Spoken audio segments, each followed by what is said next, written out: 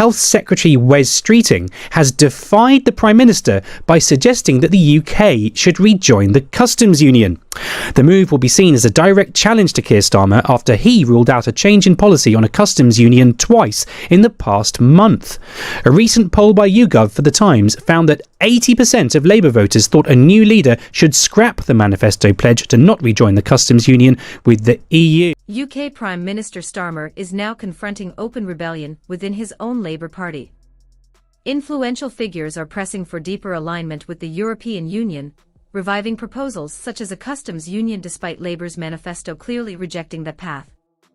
Detractors argue this internal pressure has ignited a serious leadership crisis from within, exposing growing divisions at the very top. If you or I make a comment about Europe and point out some of the facts, we're told we're negative or we're fibbing or whatever. They don't want to know the awful reality about why Europe has slow growth, high taxes, and over-regulates everything in sight.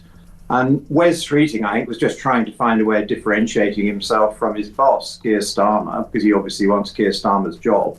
And he latched on to the fact that quite a lot of Labour key supporters would like more Europe. So he said, well, why don't we join the customs union? I don't think any of them who want to join the customs union know what a customs union is or understand what it would cost us or why we'd have to put tariffs on. They muddle it up with the single market because they say, oh, we want to get rid of some of the friction in our trade with Europe. Well, we got rid of all the tariff friction with Europe because we have a free trade agreement with them. So it's really nothing to do with tariffs. The frictions are EU laws, and if you join the single market, you'd have even more of those, not less. But at least you would be addressing the issue of non-tariff barriers if you were talking about the single market, whereas they talk about the customs union, which is nothing. Inside Parliament, Labour's stated Brexit position of staying out of the customs union is now being openly disputed. Health Secretary Wes Streeting, alongside other senior voices, is arguing that stronger trade links with the European Union would boost the UK economy, placing him directly at odds with Starmer and intensifying internal party tensions. Now, Wes Streeting, giving the traditional manoeuvres interview on Sunday to the Observer, say, oh no, suddenly no plans to take over number 10 Downing Street. Who would want that job? I mean, these people, who the hell is going to believe him there? He's on manoeuvres, quite clearly. He's not the only one. So's Ed Miliband, so's Angela Rayner. They are sensing blood. The vultures are circling around the rotting carcass of our current Prime Minister, Keir Starmer, who cannot last too much longer. There's no doubt whatsoever about that. Wes Streeting, though, he perceives that the weakness of Keir Starmer is he's not strong enough on his bid to get ever closer to the EU. Wes Streeting has let it be known that if he got the top job, he would not only cosy up closer to Europe than even Keir Starmer, but he would want us to rejoin the customs union, which would mean we'd have to take EU rules, but we'd have no voting power. Well, frankly, Wes, if that's what you want to do, you can stick your prime ministerial bib where the sun don't shine, as far as I'm concerned. Your thoughts, Simon? Oh, there's no doubt about it that Keir Starmer's nearly out the door. I mean, he'll be lucky if he survives beyond the May elections. The truth is, we can see that people are positioning, as you've pointed out, positioning to take over from him. And that's a massive distraction in government. Instead of focusing on delivering for what Britain needs, they've much more focused on their own. Despite mounting pressure, Starmer remains defiant, insisting Labour will not abandon its Brexit red lines. No return to free movement, no re-entry into the single market, and no customs union, even as he pushes for a strategic reset with Brussels. The question now is whether this hard stance will hold, or fracture under growing internal resistance. Customs union, we hear this phrase bandied about all the time, but what is it and how much benefit would it bring to the UK economy?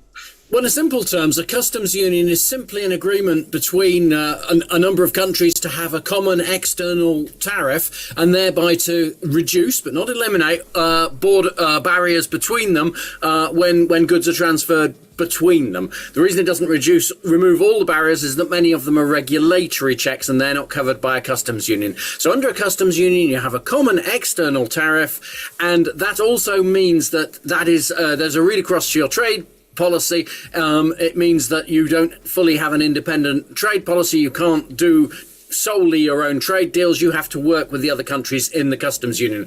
In the case of the EU has its own customs union. That is, the EU is a customs union and a single market. The UK would not be joining in this idea, would not be joining the EU customs union, but forming a new one with it.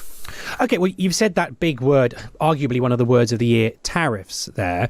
Now, if we were to join a customs union with the EU, I just want to ask you whether that would affect things like even wider fields, international relations. For example, would America see us in line with Europe when it comes to tariffs if we were to join a customs union? Could it affect us in that way?